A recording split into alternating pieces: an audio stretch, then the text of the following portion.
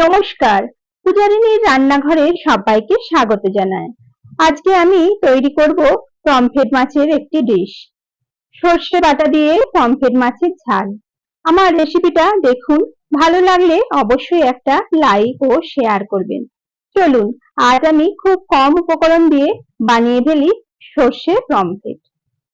সর্ষে বাটা দিয়ে পমফ্রেট মাছ বানানোর জন্য আমি এখানে 4 পিস মাঝারি সাইজের মাছ খুব ভালো করে কেটে ধুয়ে নিয়েছি। এখন আমি মাখিয়ে নেব হাফ চামচ লবণ, হাফ চামচ হলুদ গুঁড়ো,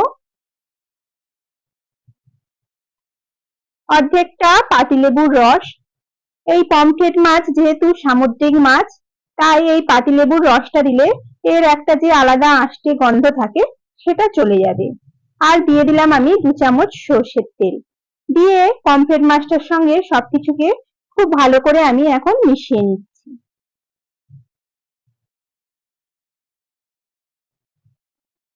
এইবার আমি গ্যাসটা জ্বেলে দিলাম, দিয়ে একটা প্যান বসিয়ে নিয়েছি। প্যানটা গরম হলে আমি তাতে দিয়ে দিচ্ছি 4 থেকে 5 টেবিল চামচ সর্ষের তেল। তেলটাকে খুব ভালো করে গরম করে নিয়ে আমি মাছগুলোকে এখন ভেজে নেব। দেখুন মাছগুলোকে আমি কড়ার মধ্যে দিয়ে দিলাম। 3টে মাছই এখানে আমার ধরেছি, আর একটা আমি লাস্টে ভেজে নেব। এখন মাছগুলোকে উল্টে পাল্টে দুপিঠ খুব ভালো করে আমি ভেজে নিচ্ছি।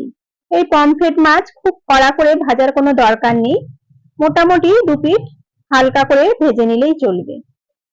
খুব বেশি কড়া করে ভাজলে এই পমফ্রেট মাছটা খেতে খুব একটা ভালো হয় না। এখন এই মাছগুলোকে আমি কড়া থেকে তুলে নিলাম, আর বাকি যে একটা মাছ ছিল সেটাকেও আমি এখন ওই একইভাবে ভেজে নিচ্ছি। সব মাছগুলো ভাজা হয়ে গেছে। এখন আমি কড়াতে দিয়ে দিচ্ছি আরো 2 চামচ তেল। তেলটা গরম হলে আমি দিয়ে দেব 1 চামচ কালো জিরে আর 3টে চেরা কাঁচা লঙ্কা। দিয়ে ফোড়নটাকে আমি একটু ভাজা ভাজা করে নেব।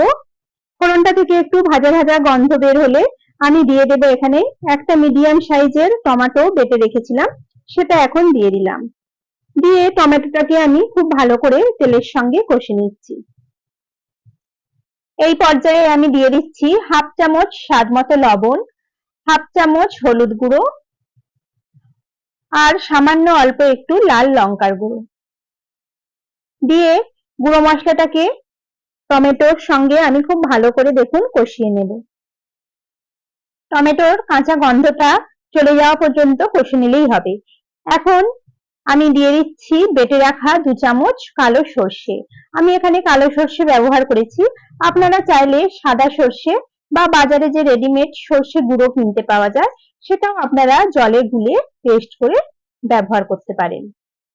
সর্ষে বাটাটা দেওয়ার পরে আমি বেশিক্ষণ কষাবো না, অল্প একটু নাড়াচাড়া করে আমি দিয়ে দেব 2 বাটি জল।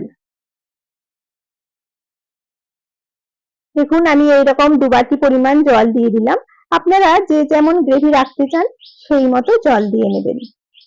এখন আমি সবকিছুকে খুব ভালো করে মিশিয়ে নিচ্ছি আর ঝোলটা ফুটে ওঠার জন্য অপেক্ষা করছি। দেখুন ঝোলটা ফুটতে শুরু করেছে। এখন আমি দিয়ে দিচ্ছি ভেজে রাখা মাছগুলো।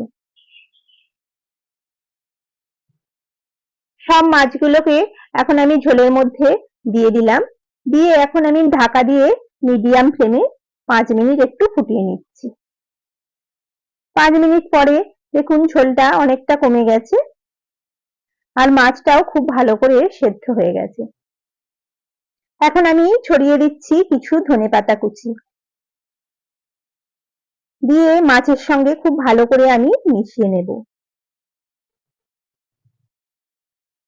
সবশেষে আমি ওপর থেকে ছড়িয়ে দিচ্ছি 2 চামচ কাঁচা সর্ষের তেল।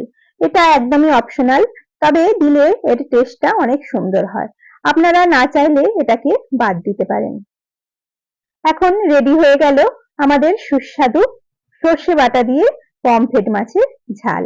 ধন্যবাদ সবাইকে পুরো ভিডিওটাতে আমার সঙ্গে থাকার জন্য।